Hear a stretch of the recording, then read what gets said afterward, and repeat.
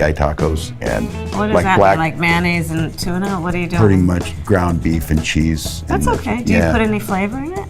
No. Oh. Here's the deal. Hi everyone, welcome back to the third night of the DNC, also known as the penultimate night. On this one, we've got Bill Clinton, Tim Walz, and a guest appearance by Oprah. Let's get right to it. Please welcome the 42nd President of the United States, Bill Clinton.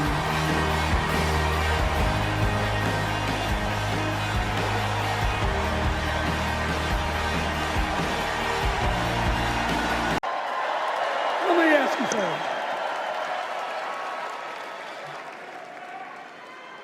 After the last 2 days, aren't you proud to be a Democrat? Oof, he sounds rough. I love seeing the Obamas here. I love seeing President Biden. And I thought Hillary gave a great speech, too. And now let's cut to the chase. I am too old to gild the lily. 2 days ago, I turned 78, the oldest man in my family for 4 generations. And the only personal vanity I want to assert is I'm still younger than Donald Trump.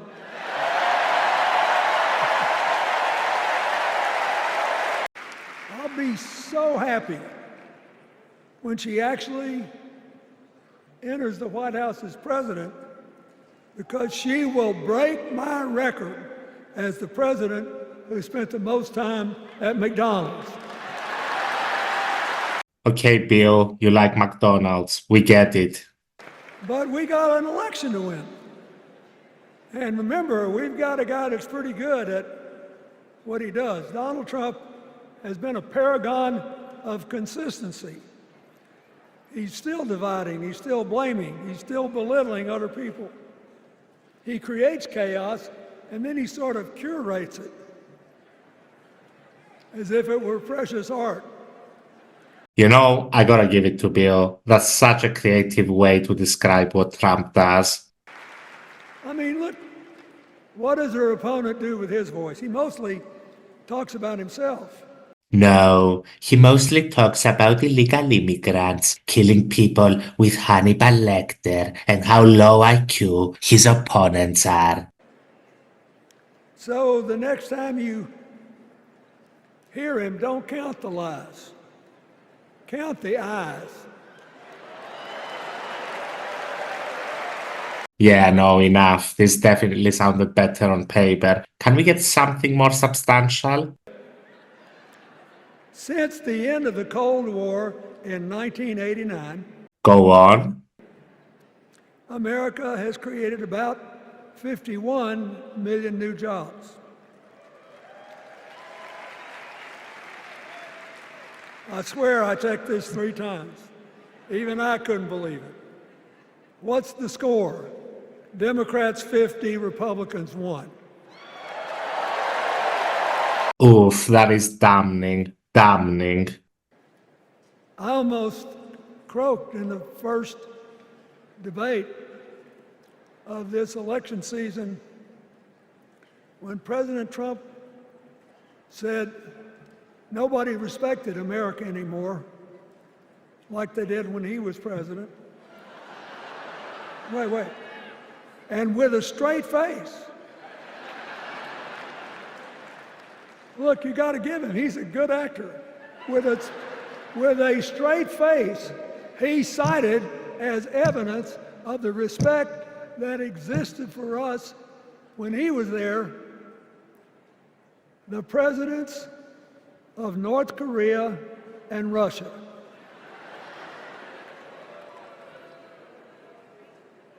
I'd rather have the people who respect us now. I gotta say, Bill, with what your team has been enabling vis-a-vis Israel, I don't think that many respect you now. One of the things is when you send a signal to the other countries, you want them to know whether they agree with you or not, at least that you're on the level. Here's where you are and what you believe. What are they supposed to make to these endless tributes to the late, great Hannibal Lecter?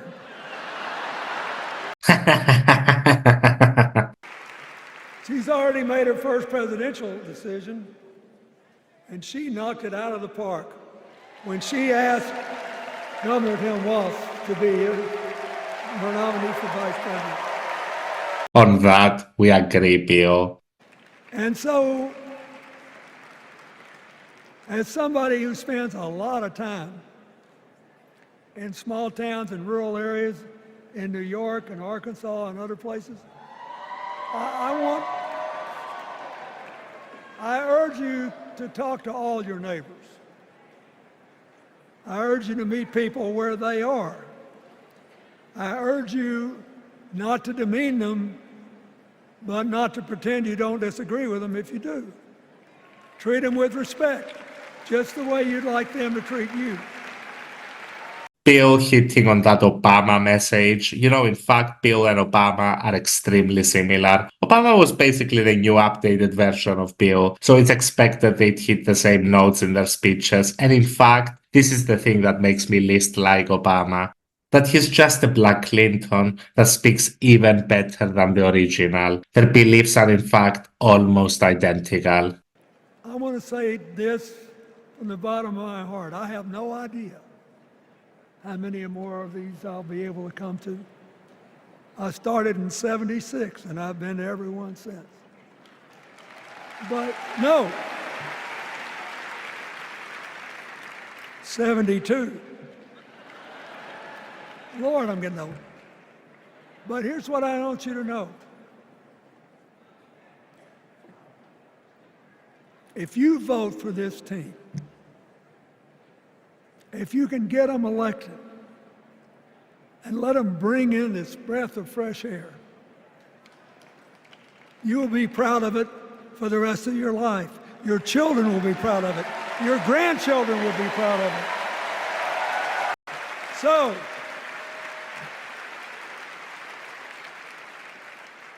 I'll be doing my part, you do yours. I'll see you when we're making a real joyful noise when the votes are counted. God bless you, and God bless America. So with Bill over, and before we get to the man, the legend, Coach Balls to the Walls, we have a surprise appearance by the one, the only. Please welcome Oprah Winfrey.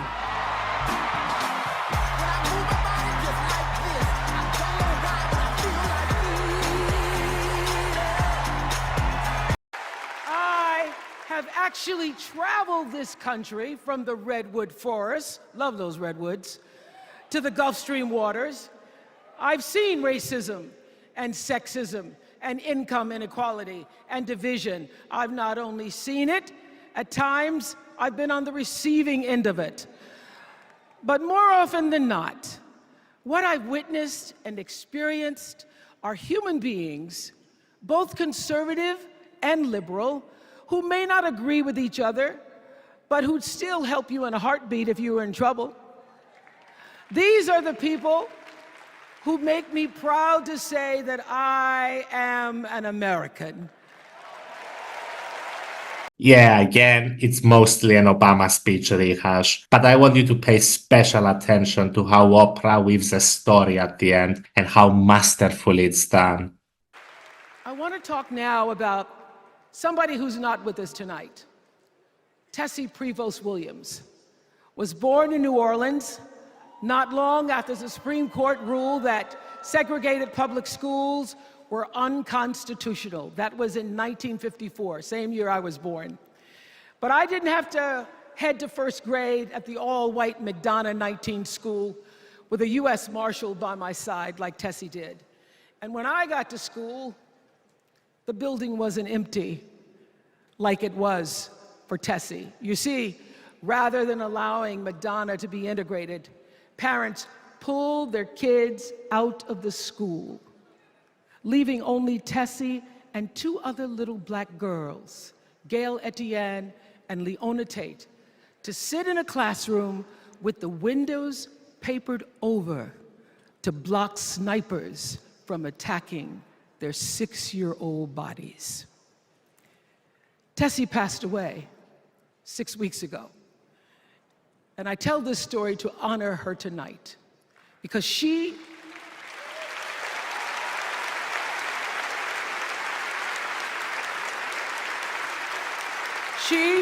like Ruby Bridges and her friends, Leona and Gail, the New Orleans Four they were called. They broke barriers and they paid dearly for it.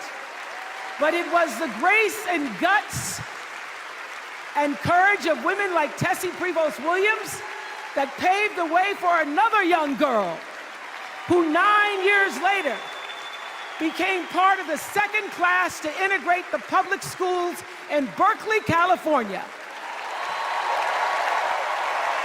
And it seems to me that at school and at home, somebody did a beautiful job of showing this young girl how to challenge the people at the top and empower the people at the bottom. They showed her how to look at the world and see not just what is, but what can be. They instilled in her a passion for justice and freedom and the glorious fighting spirit necessary to pursue that passion.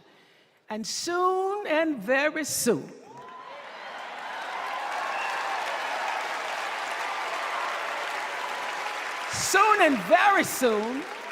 we're going to be teaching our daughters and sons about how this child of an Indian mother and a Jamaican father, two idealistic, energetic immigrants,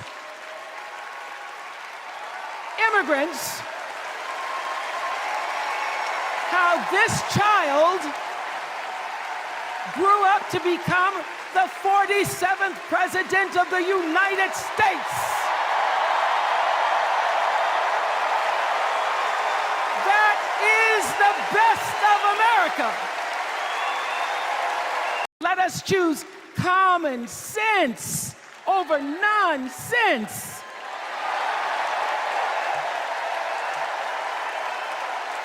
Because that's the best of America. And let us choose the sweet promise of tomorrow over the bitter return to yesterday. We won't go back. We won't be set back, pushed back, bullied back, kicked back. We're not going back.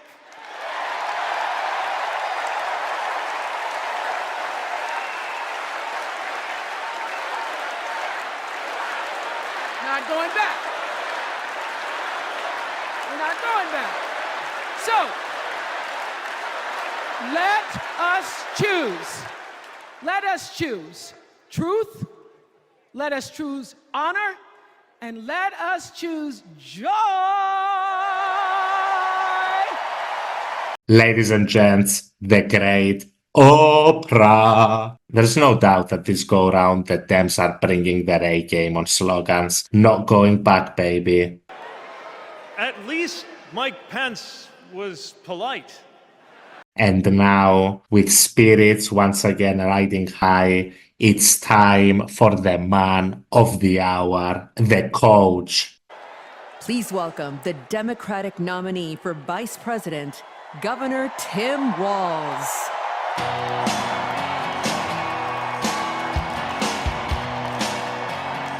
I can't watch this without laughing anymore since I read that comment.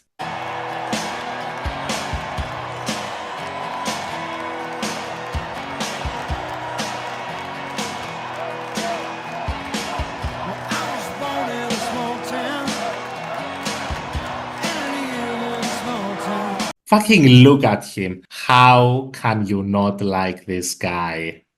Thank you.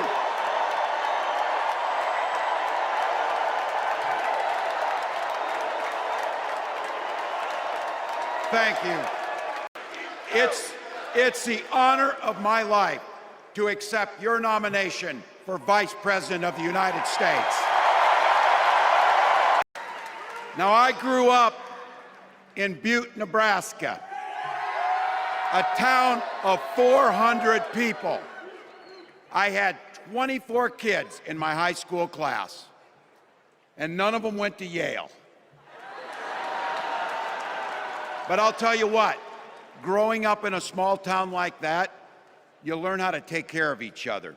He proceeds to go through the stump speech, giving a brief summary of his career, from joining the National Guard to working as a teacher and a coach, and then getting elected congressman. So there I was, a 40-something high school teacher with little kids, zero political experience, and no money, running in a deep red district. But you know what? Never underestimate a public school teacher. Never. Then I came back to serve as governor, and we got right to work, making a difference in our neighbors' lives. We cut taxes for the middle class. We passed paid family and medical leave. We invested in fighting crime and affordable housing. We cut the cost of prescription drugs and helped people escape the kind of medical debt that nearly sank my family. And we made sure that every kid in our state gets breakfast and lunch every day. So while other states were banning books from their schools, we were banishing hunger from ours. He wasted money feeding the losers, money that could have built the wall. We also protected reproductive freedom because in Minnesota, we respect our neighbors and the personal choices they make. And even if we wouldn't make those same choices for ourselves, we've got a golden rule. Mind your own damn business. It's a good stump speech. Walz brings his A game on the sloganeer in front as well, with a pretty rock-solid mind your own damn business, which should have been the response to Republicans getting weird about other people's sexuality a long time ago. If you've never experienced the hell that is infertility, I guarantee you, you know somebody who has. And I can remember praying each night for a phone call. The pit in your stomach when the phone would ring, and the absolute agony when we heard the treatments hadn't worked. It took Gwen and I years, but we had access to fertility treatments. And when our daughter was born, we named her Hope. Hope, Gus, and Gwen, you are my entire world, and I love you. Again, how can you not like the guy? When Republicans use the word freedom, they mean that the government should be free to invade your doctor's office. Corporations, free to pollute your air and water. And banks, free to take advantage of customers. But when we Democrats talk about freedom, we mean the freedom to make a better life for yourself and the people that you love. Freedom to make your own healthcare decisions.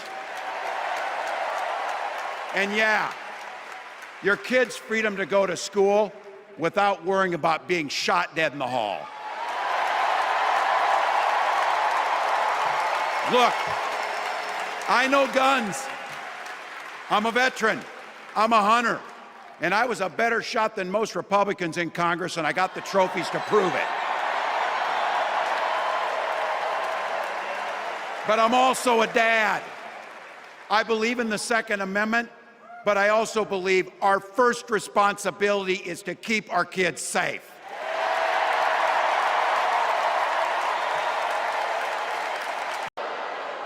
Here's the thing. It's an agenda nobody asked for. It's an agenda that serves nobody except the richest and the most extreme amongst us. And it's an agenda that does nothing for our neighbors in need. Is it weird? Absolutely. Absolutely. But it's also wrong. And it's dangerous. It's not just me saying so. It's Trump's own people. They were with him for 4 years. They're warning us that the next 4 years will be much, much worse. You know, when I was teaching every year, we'd elect a student body president. And you know what? Those teenagers could teach Donald Trump a hell of a lot about what a leader is. Leaders don't spend all day insulting people and blaming others. Leaders do the work. So I don't know about you, I'm ready to turn the page on these guys. So go ahead, say it with me. We're not going back.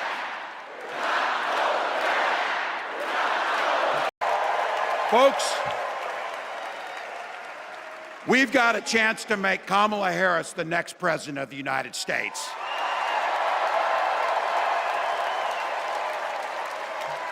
But I think we owe it to the American people to tell them exactly what she'd do as president before we ask them for their votes. So here, this is the part, clip and save it and send it to your undecided relatives so they know.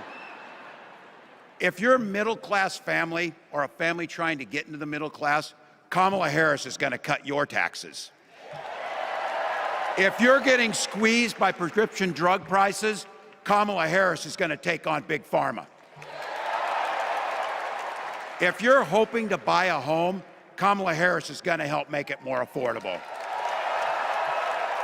And no matter who you are, Kamala Harris is going to stand up and fight for your freedom to live the life that you want to lead. Because that's what we want for ourselves, and it's what we want for our neighbors. You know, you might not know it, but I haven't given a lot of big speeches like this. But I have given a lot of pep talks. So let me finish with this, team. It's the fourth quarter. We're down a field goal, but we're on offense and we've got the ball. We're driving down the field. And boy, do we have the right team.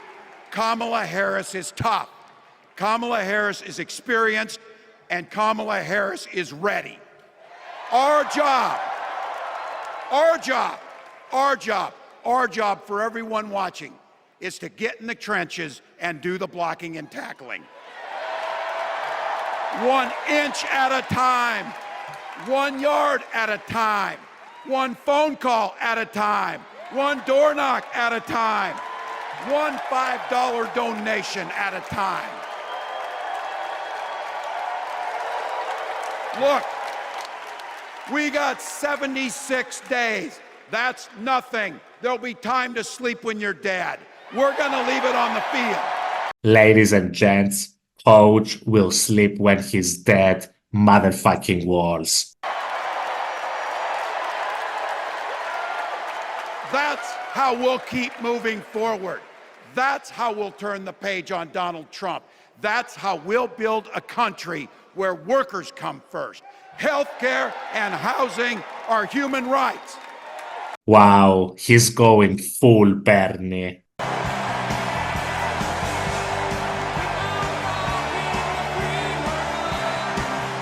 Ladies and gents, Comrade Coach.